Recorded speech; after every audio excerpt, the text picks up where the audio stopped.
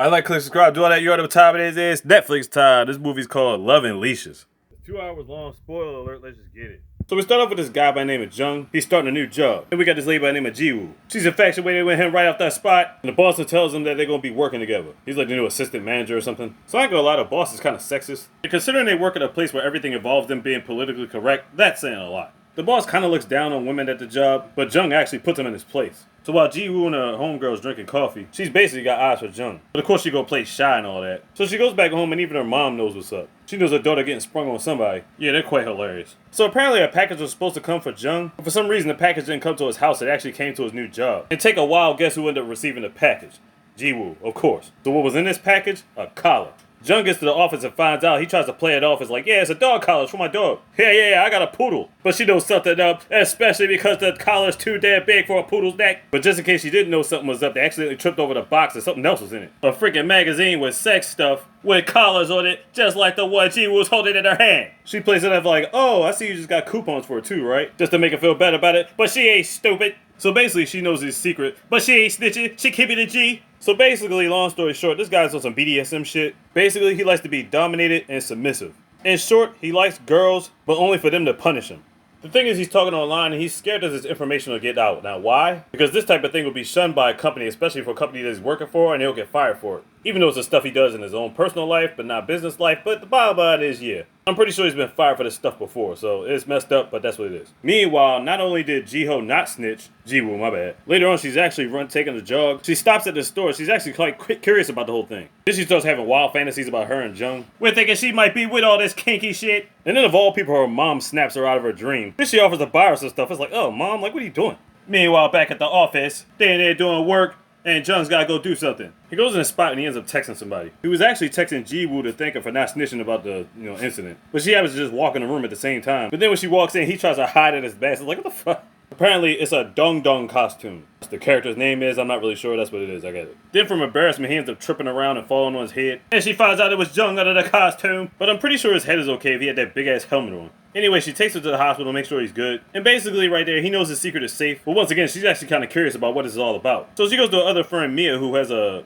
juicing business. This guy works there too. He's a dog walker. So she explains her situation with her without explaining her situation to her. Like, yeah, you know how it goes. And her friend gives her the confidence to try the shit out. Later on, they end up going to a fair sponsored by the group. Then afterwards, they have dinner. The boss says something crazy, and Jiwoo thinks it's disgusting and it makes her sick. But for some reason, Jung thought Jiwoo was talking about him, which explains when they were leaving, Jung was over by his car crying. She explains the stuff at the table. She's like, yeah, I wasn't talking about you. I was talking about our boss. And he's so relieved at the fact that he can understand her, and she still kept it secret. And he wants to be her master. I mean, he wants Jiwoo to be his master.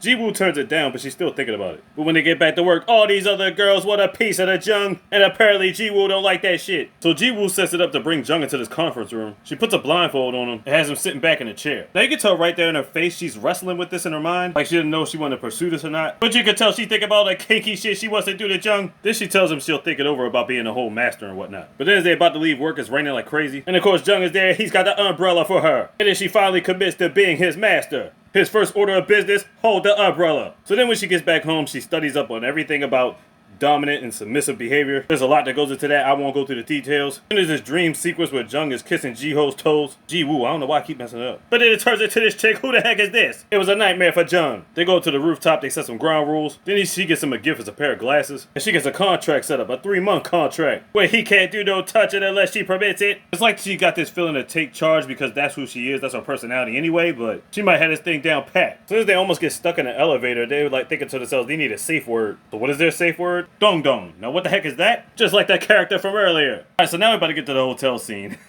So in the hotel, she's about to put the dog collar on him. And she wants him to act like a dog. Yeah. Don't get mad, folks. He's with it. She pats him on his head, makes him bark, and then starts feeding him dog treats. I'm like, really? But then I looked at the bag, it turns out it was just pretzels. Then he starts eating them off her hand. Then he hears next door neighbors smashing cheeks and giving business. Then he starts acting like a real dog and starts barking at the neighbors. Then she has to calm him down. Apparently they were making too much noise with the dog barking and they got kicked out the hotel.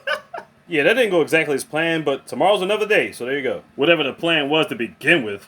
Then they try having a nice quiet dinner the next night. And apparently it's her birthday, but not really. I think her birthday's the next day. But Dung got her a gift anyway. Jiwoo about to strut around with the red pumps. So his goal with this present apparently is to get walked on. And she's about to fulfill his fantasy. So she starts putting her heels in his back, pain in his face, but he tells her he's enjoying that shit. Then when they're riding home, he gives it a reason of why he enjoys this punishment. He feels like everybody looks at him for things that he really doesn't feel like he deserves, and I guess the punishment makes him feel alive, but I think he's really punishing himself for past discretions. Well anyway, Ji-woo gets back home. Jung gets home too. You can see the marks that are left in his back. God damn, dude. And for any weirdos out there that have a foot fetish, this is what this scene is about for y'all, so there you go. Of course, we really could have said that about the whole red pump scene, but that's neither here nor there. So let's get this straight. To put it blunt, their whole contract and this S&M shit is clearly on some master and servant shit. Master giving punishment and the server loves being punished. As of yet, there's nothing sexual that's happening between the two. Well, not in the intercourse sense.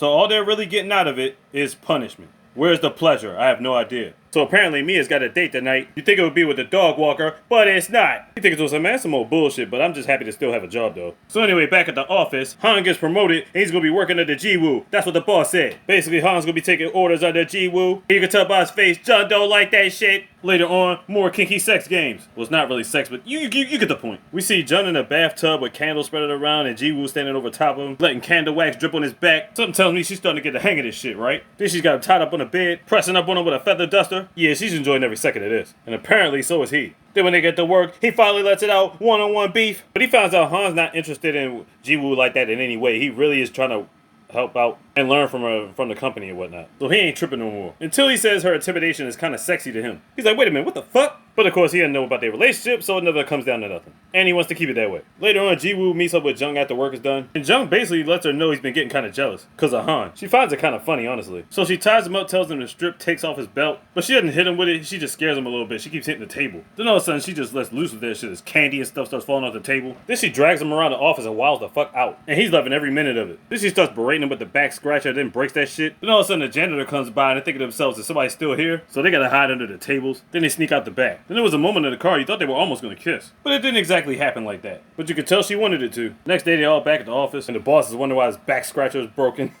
But Jung ends up getting him another one. Meanwhile, in the 50 Shades of Grey red room, looks like Ji-woo's ready to step her game all the way up. Well, damn. Yeah, they're taking it there now. Straight whipping action. And afterwards, she tended to his wounds. Then this girl Hannah keeps calling Jung's phone, so we're like, who the fuck is Hannah? So apparently Hannah was his ex-girlfriend, who ended up dumping him when she found out the truth about him. She wanted to be a couple with him, but she couldn't handle all the DSM stuff. She made him feel like a pervert about it and feel terrible, which is one of the many reasons why he's so scared to tell anybody. Later on, Ji-woo's on a jog and she goes out and sees the dog walker. You can tell he really likes Mia, but she's been too busy for him. She's like, why don't you just try and ask her out? It couldn't hurt. Later in the house, Jung gets a call from Hannah. But he's too busy for her. He ain't got time for that shit. The thing is, she broke up with him. It's like, why you try to see what's up with him now, nigga? So later on, Ji-woo and Han go out again, and they're playing a game where they're actually chained to each other. The thing is, on the low, she's trying to treat this as a date, because she's really starting to like Jung. The problem is, she doesn't know how he really feels about her, so she don't want to blow it. Meanwhile, Mia's in an Uber, and she ends up seeing the couple. She's like, oh, okay, that's who Ji-woo's been keeping away from me. But before she can even approach them, her date pops up, so I was like, alright, let's get it. So now she feeding him and stuff like that, kind of like a real date. Then we find out, oh shit, Mia wants some S&M shit too. The problem is, her date's taking it too far. And she ain't ready for this type of exchange. So after the date, they're walking back. Then Ji-woo goes out on a limb like, fuck it. She asks Jung to date her for real. He responds with a no, with saying he can't. But if he can't, what's the reason? Does he just only like being punished? Can he not get over what his ex did to him? What's the deal? Then all of a sudden, Mia changes her tune. She wants to get it poppin' with a date. But only because she called Ji-woo without him knowing it, giving her the coordinates and everything. She needs help. But by the time they get there, she ended up finding a taser and tasing his ass. He's all tied up on the bed. He can't do nothing. And then she leaves him like that. Dud deal. As for these two, they're all on a ride at home together. They riding Mia home. And Mia's just sick and tired of getting these clown-ass niggas. She just wants one guy and being happy. So obviously we're thinking to ourselves, the fucking dog walker. When she gets home, Ji-woo thinking she fucked up because she really wants to date Jung. Then we get the backstory on Jung and Hannah. But she really made him feel worthless after he told her the truth about his fantasies. He never felt like he could get that close to anybody. And he doesn't want to mess up Ji-woo like he messed up with Hannah. But listen, man, this is not all your fault. So he's kind of been avoiding her at work. So she's talking to her friend Mia later on. And she's thinking to herself, her ego is so inflated to think that he would have said yes. So now what do? Also, the dog walker takes his shot like a real G. Go ahead, get your mans. Then she's like, honestly, you're too young for me, man. He don't care about that shit. He wants he was good. Then he tells her, look, it don't have to be me, but I'm tired of seeing you with these goofball ass niggas. So even at work, Jung and Ji-woo are on whatever terms, but he's still wearing the glasses. They're his good luck charm. I know it's small, but there's still some hope, Ji-woo. So apparently at this point, there's one more week left on that little bonding contract. And Ji-woo's gonna make sure it goes down with a bang. But before it all goes down, Jung gets an unexpected visitor. It's Hannah. What the heck she doing there? Apparently her boyfriend broke up with her and she ain't got many friends left, so the only person she come talk to is Jung. I know Jung's thinking to herself, man, I ain't gotta sit here and deal with this shit. So she basically came by to talk about her problems, but she made him feel even worse. Then all of a sudden Ji-woo's calling Jung, and Hannah starts breaking shit, throwing dishes on the ground, like what the fuck? And as Hannah's leaving out the door, Ji-woo pops up, the confrontation. But Hannah just dips off, it don't go nowhere. Yeah, Ji-woo like, fuck out of here with that shit. Now it's time for the final bondage. So she's got him all tied up with this red rope. And in the midst of being in control of everything, he tells him no regrets tonight. Anything goes. And then they end up kissing for real. She wanted it, but then again, she wasn't ready for it. Because at this point, she's not sure if it's real or if it's just S&M play. He gives this heartfelt quote about Mercury and the sun, but she doesn't return it in kindness. In fact, she leaves after that. But then when she gets home, she starts crying. Next day to work, he's not even wearing his glasses. Ji-woo didn't even come to work. She pretended she was sick. Han was working late, and all of a sudden, he found some audio footage. Apparently, it was audio of that night when Jung and Ji-woo were in the conference room, when she was fake hitting him with the belt. Apparently that got recorded. But how? Well, however it happened, it ended up all over the office. So now Jung and Ji-woo gotta be disciplined. Then Jung speaks up for Ji-woo and takes it all in. He says it was his fault in the first place. He's like, he doesn't care if he gets fired or not for his actions. Then he tells Ji-woo in front of everybody that he loves her. And she's thinking to herself, holy shit, he just went all out. And now they don't give a fuck about nothing else in their life. They happy they're a couple. And their dog walker finally goes out with me and ends up giving her the business. And Jung and Ji-woo go back to their sex games and business. And finally ends up giving her the business. Happy little love story, the end. That's the type of love you like, then kudos to you. Love and Leashes on Netflix. Check it out. Like, click, subscribe, do all that. You already know what time it is. Look these out the easy best. Big. You got to have slow.